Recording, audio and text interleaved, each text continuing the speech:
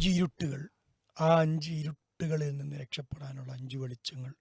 ഇതാണ് ഇന്നത്തെ ചിന്തയിൽ ഉൾപ്പെടുത്തുന്നത്. അതിലൊന്നാമത് ഹബ്ബു ദുനിയ വലുമത്തുൻ, ദുനിയാവിനോടുള്ള ഒരു അഭിനിവേശം. അത് അങ്ങേയറ്റത്തെ ഇരുട്ട് നിറഞ്ഞതാണ്. എന്നാൽ വസ്സിറാജുലഹ തഖ്വ, അവിടെ ആ ഇരുട്ട് നിറഞ്ഞ ദുനിയാവിനോടുള്ള അഭിനിവേശത്തിൽ വെളിച്ചമായി നിൽക്കുന്നത്, സിറാജായി നിൽക്കുന്നത്, വിളക്കായി നിൽക്കുന്നത് അത്തഖ്വ, ധർമ്മനിഷ്ഠയാണ്, സൂക്ഷ്മതയാണ്.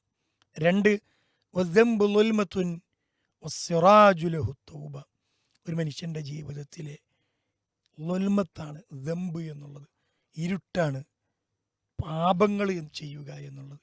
വസ്സിറാജുലഹു തൗബ, അവിടെ അപാപങ്ങളാകുന്ന ഇരുട്ടിനെ മായ്ച്ചു കളയുന്ന വെളിച്ചമാണ് പശ്ചാത്താപം.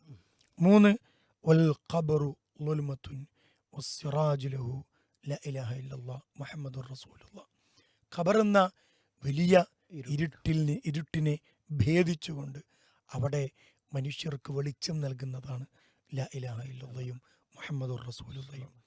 4 വലാഖിറത്തു ളുൽമത്തുൻ വസ്സിറാജുലഹുൽ അമലു സ്വാലിഹ്, പരലോകത്ത് ഏറെ ഇരുട്ടുകൾ നിറഞ്ഞതാണ്, അവിടെ വെളിച്ചമായി അവൻ്റെ കൂടെ നിൽക്കുന്നത് അൽ അമലു സ്വാലിഹ്, അവൻ്റെ സൽക്കർമ്മങ്ങളാണ്.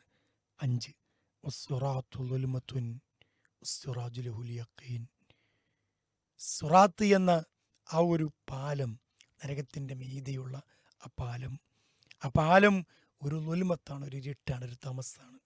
അതിനെ ഭേദിച്ചുകൊണ്ട് മുന്നേറാൻ വിശ്വാസികൾക്ക് നൽകുന്ന വെളിച്ചമാണ് അൽ യഖീൻ, ദൃഢവിശ്വാസം.